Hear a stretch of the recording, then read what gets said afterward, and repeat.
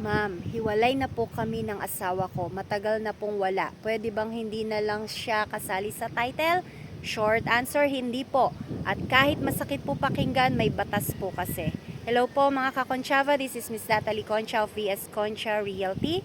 Isa po ito sa pinaka-common na questions ng mga may asawa pero hiwalay na. Lalo na kung ikaw lang yung nagbabayad, tas wala na siya sa life mo, matagal na, wala na po kayong communication. So ito po yung general rule. Hanggat kasal po kayo, hanggat kasal pa kayo, conjugal pa rin po ang inyong property. Kahit hiwalay kayo ng bahay, kahit hiwalay na ang inyong buhay, kahit ikaw lang ang naghuhulog ng lupa, kasali pa rin po ang inyong asawa sa property by law.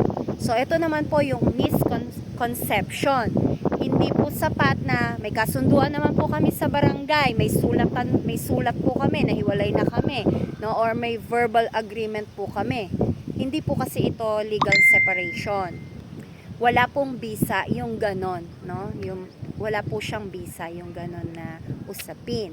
Sabi po niya, 10 years na po siyang wala na silang communication for 10 years. Kailangan pa rin po ang pirma ng asawa nyo kasi buhay pa po siya. Sa mata ng batas, kasal pa po kayo at conjugal pa rin po ang ari-arian. Ngayon kung more than 10 years na wala po kayong communication, pwede na lang po kayo mag-file sa court para ideklara po na presumptively dead. Yun pong inyong asawa. So, pero hindi po siya automatic. Kailangan po kasi may court declaration po yun, no? May legal process po siya. Hindi po siya pwedeng sarili nyo lang desisyon. Hanggat wala po kayong court order, kailangan pa rin po ng pirma ng inyong asawa.